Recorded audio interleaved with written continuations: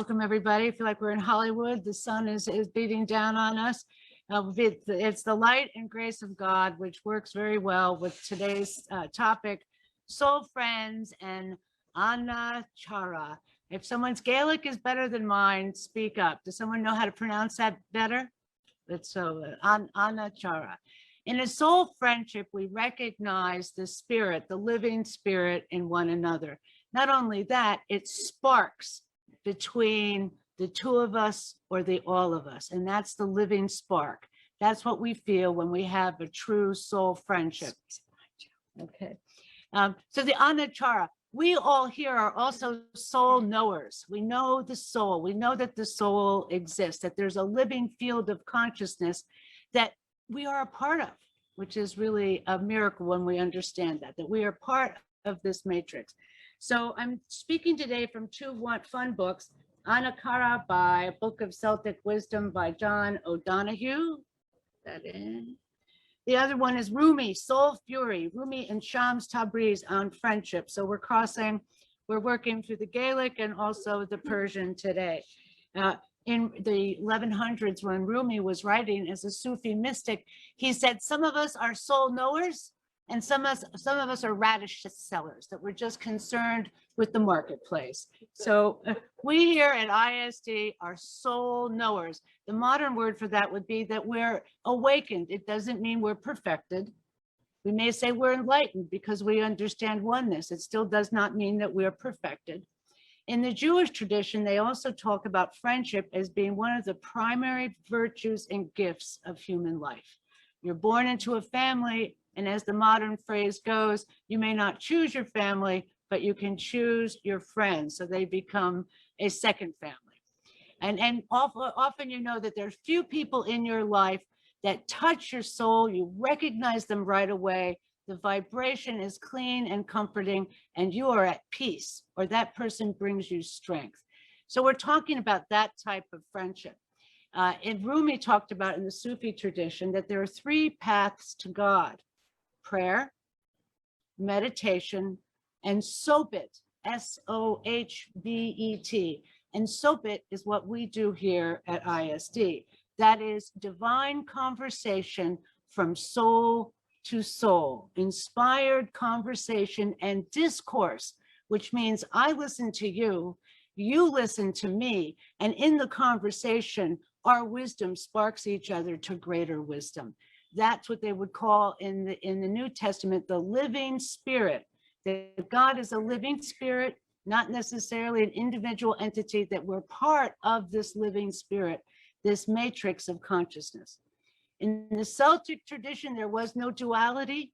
We were part of the light, we were part of the flowers, we were part of the animal kingdom, we were part of the water. There was no differentiation, and some of us are coming back to that understanding now in studying the native traditions. And any of us who have had a white light experience, one of the reasons it's so powerful is that there's a part of you that recognizes you're part of the all, and the sense of separateness fades away. And that's what we give to each other in the soul friendship at ISD. I don't just see Amanda. I don't just see Sally. I see our souls together. I see these are the faces show each other our life, but it's the heart that shows us our soul. So we're all looking at each other's life record as we look at one another. But when we share our love and wisdom with each other, we're sharing the face of our soul. And this is why in prayer and meditation, when we work in our development groups, there's such a sense of peace arises between us because we're bringing our best to one another and we're sharing our wisdom together. And there's no hierarchy of being, and we understand that we are one. So we have become, through our meditation circles, soul friends and soul knowers. We have learned to say hello to each other's souls. We've learned to hear the wisdom and affirm the wisdom in each other's souls. And this is what makes these groups so powerful. And so the idea of Adam Caram is not just one soulmate. There's the theory about soulmates. So you're looking for one soulmate or one twin flame. The purpose of any temple or church or spiritual organization is to become an incubator and a safe sanctuary where we can find and experience soul friendship with one another. We're not just among the radish sellers. We don't get together just to talk about gossip, to scare each other about politics. We want meat, in spiritual meat. We want to give each other that bread and to break that bread. When we pray together and meditate, bring our wisdom through in the development circles, we are breaking and sharing spiritual bread. We are feeding one another from our souls, which is why we can shed the mask of the daily personality and see each other. And very often we see our own selves better through the lens of our friendship. It's very hard to just see this self, but through true friendship, where we mirror one another. And in that mirror, we see each other's wisdom and greatness. And sometimes we also see the imperfections of where the blur is on the personality. But if we notice that in one another, we're not trying to be a burden to each other. We're saying, no, you have a little stain over here where you don't see that you're lovely. You know, you're not seeing yourself. We are a mirror to each other to help reflect our greatness back to each other, and not out of ego, but the soul recognition. Okay. So we know that in the Bible, it says, when two or more of you are in together, you will see me, you will hear me. That's that living spirit. Some people call Christ consciousness, other people call Gaia consciousness. Rumi also called that the friend. So there's different levels of friendship, and Diana's prayers and meditation talk to that. So we can have soul knowledge of one another and friends on that level and support each other through thick and thin and lay our bodies down and be the bridge over troubled water. That's also what a congregation and community does. We know that we're in the land of light and shadow. So at the same time, there's all this world of infinite with us. We're in very mortal clay. We are also on the path to dissolution, as we're also on the path to ascension. So we work this paradox all the time, and we help each other over these paradoxes and the loss of the body, the loss of loved ones. So we help each other transverse this, navigate this plane. And we can do it because we're soul knowers. We can comfort each other in the loss of loved ones because we know the soul goes on. And at ISD, through the practice of evidential mediumship, we bring evidence that the soul goes on. And even more, through meditation, we learn to contact the friend inside that's always here. That would be the Christ consciousness if you're Christian. That would be Allah if you're Islamic. That would be the Great Spirit if you're Native American. Whatever your God language is, you have a great friend inside of you. And that's the part of you that's part of this matrix, the part of you that helps make magic happen. Amanda gave us a lesson on manifestation last Thursday. It's working with that grid and knowing the dude always abides, right? That God always answers. This matrix is here for us. It's our home. We help create it. And to get over the fear that we are not worthy of this soul friendship in this matrix. And we help each other understand that. And we honor all spiritual traditions. So we go deeper. We can go out into the world and see, I see your soul. Oh, you're practicing Hinduism. I still see your soul. You know, isn't that lovely? Oh, you're Orthodox Jewish. Well, you're celebrating your soul in the Orthodox Jewish kind of way, but you're a soul knower. So we, through the freedom of religion in this country, have become comfortable at recognizing the soul knowers on different spiritual paths. But just like that beautiful Lord's Prayer that you chose, it says, name not the name. Don't let the name get in the way. So we don't let our names get in the way. The names for God are the name for one another. We recognize brothers and sisters. The Quakers went further. They didn't just say brothers and sisters to their community. What did the Quakers say to one another? Friend. Friend. Yeah. Friend. I meet you as a friend. In the Vedic tradition, they say namaste. With all the yoga culture emerging among us, we understand. Even the Orthodox, various other traditions understand what namaste. The divine in me acknowledges and meets the divine in you, and let us bring that into this conversation. In the Gaelic tradition, they always said a blessing when they met one another. They didn't just say hello. they said, may God and Bridget be with you, which is interesting. May both the masculine and feminine aspect of the, may you be whole, may you be holy. I recognize your holiness, and that this moment is a holy encounter. And when they leave, they say, may God be with you, may you be protected. So every encounter is understood to be holy and a spark.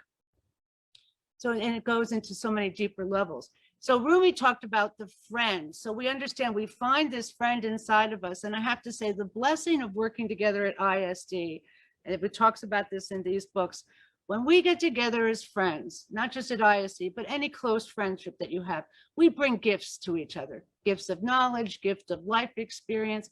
And sometimes these gifts come from woundedness.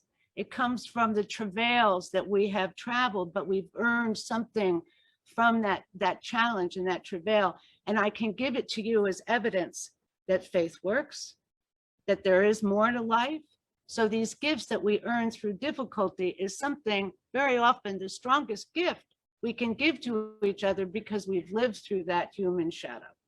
We've survived it. So I can help you navigate and remember that you are loved. Remember there is life beyond life. So again, this evidential knowing of the friend within.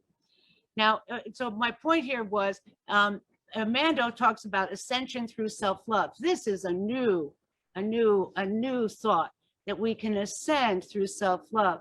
And you see, through working at ISD, we work very carefully with language. We want everybody to feel open. And we're excited about finding that common ground. Why? Because it's higher ground and lower ground. It keeps us all strong and centered, and we empower each other.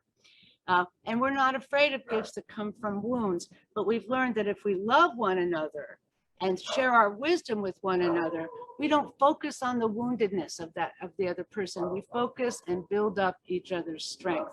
And that's how wounds heal. Wounds don't heal by keep picking at the scab and going over. It's by asserting the goodness and the soul knowledge of each individual and the link to the divine. Call it what you will.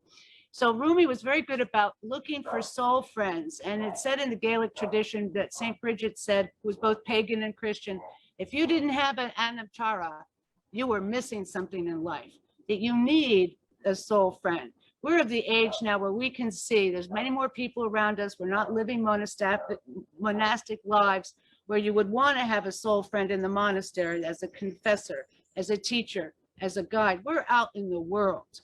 So when I started working on this talk and went through the Desert Fathers and Mothers tradition of the ancient East, people would make pilgrimages, not just to shrines to see images.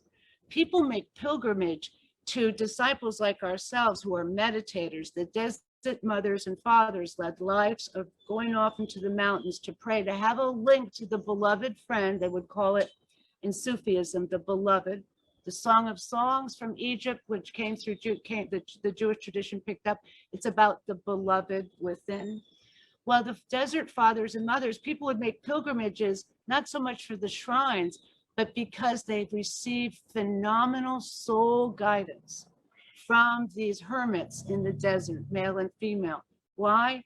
Because they could read the hearts. They were intuitives. When you go into the silence and develop a soul friendship with your higher self, the beloved, God, call it what you will, Jesus, the higher, you're in a connection that we work on that brings wisdom and gifts through you that then you can give to others. So the intuitive link becomes very strong as we share this wisdom with one another. So they were spiritual counselors. So these hermits that we talk about, people came to them for their soul wisdom. And this is what we share with one another here at ISD. So I just wanted to talk about that. And also, we experience living spirit in our services when we meditate together, and in the development circles and in the healing work we do. It's palpable. It's palpable. It's an energy you feel being passed from hand to hand, from heart to heart, mind to mind. We spark each other. And that's the purpose of community. And it's the purpose of then together. Why did we all come here today? Got dressed up, we left the safety of our home, we came regardless of all the tension around to be together in the sun, not just to have a nice afternoon, but we strengthen each other. We build a grid together that right now our lights are growing brighter and brighter as we are building this matrix in this field. That's what we're sharing today. And when we look at one another, we're looking eye to eye. I don't think anybody here cares about what each other's wearing. We want to feel. I came here to look in your eyes. I came here to feel your presence. I came here to say thank you for sharing your heart with me, Sally, and all the groups that we do. Heart to heart communication. And we managed to also get it on Zoom one day in guidance. The guidance came through. I'd been saying, to the MC that was off camera, I said, oh, well, we're doing Zoom and I'm not so sure about it. And guidance came through. One of you who hadn't heard me through, physically, and the guidance said, Zoom works. It's working. We're giving living communication through these devices. And thankfully so. We're in an age where we can address the pandemic and have these technologies that remind us also that the technologies of Zoom are the technologies of the human heart and the human mind through our connection of the soul. And that's telepathy. And that's something that we demonstrate and strengthen in prayer and meditation and sobit in our meditation groups. So I love that. We're having soul discourse. And a lot of you know, I considered many of us Greeks. They were philosophers. We don't see, because there's so many of us are women, it's hard to say, hey, you're a philosopher, you're a philosopher. Or for us to walk down the street and say, I identify as a philosopher, because they're not used to seeing it in feminine form. But the philosophers in ancient Greece, they considered friendship a sacrament. And what would give each other? We give each other truth. I share my truth with you, painful or glorious, and we give each other goodness. And from that comes beauty. So we create beauty together, and it's not the physical beauty. And we reassure each other. And I think everyone has had moments. This is why we keep going back to our meditation groups, whether it's in person or on Zoom, where we feel stronger. Story is not just Story when she hosts a group. I am with 8 other people creating group mind. I can let myself disappear, and I'm a soul knower with you. We are having a sacred dialogue and discourse, and it's living. We feel that living spirit. So I become greater than I am. You become greater than you are, and all of our flaws fade away. We don't feel them because we're meeting here. We're not meeting in the physical. And so it's that I wanted to talk to you about today. And that's what we work on with ISD, transcending the veils of technology, reaching out to Elka and Carol and Liz. I can't see the rest of you on gallery view. But we've gotten to know people through Zoom, and then we see them in person. We go, friend, I made a friend. I made a friend through this amazing machinery. And we'll always have that. And so if we go into quantum physics, we know that 2 atoms come together and they split. They're always in communication with each other. And we feel that, one of the things I love is telepathy. And so this is the telepathic connection that we will always have. 20 years from now, when I think of you and send you light and love, no matter where you are going to feel that. And right now, today, no matter where we are. And this is why our friendships have deepened during the sheltering in of COVID. Through this amazing thing, the sheltering in through Zoom, these friendships have gone so deep in such an amazing way because we support each other through a very confusing time. And we didn't just say, you can get through it to each other. We said, here's some wisdom I'm hearing. We didn't just physically support each other. We supported by saying, I want to hear your wisdom. I want to hear your insight. And all of us suddenly become the philosophers and the wise souls that we are, and share it. So pass that on, and you have strong soul friends in your life that you just recognize them. Some of them are lovers, some of them are your sons or daughters, some of them are friends that you find, but there are many soul friends, and we work at deepening it. So with that, I just wanted to say, may God be with you always, and I also will always be with you. And my teaching is good because of the people that I'm with. I become a greater teacher because I'm sharing a voice that's coming from all of you. Okay, I want you to know that. And this is why I love what I do, because I am just as mortal and as imperfect as everybody else. But when we're together, the soul knower shows up. So I have one poem from Rumi. Let's see. Well, these are very quick. There's three. There is wine for anyone thirsty for love. Spring water too will be set before you.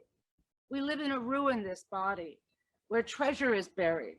You are that treasure. Try to wake up from this dream we live. Don't be afraid. Wake up. Two more. This is the inner friend.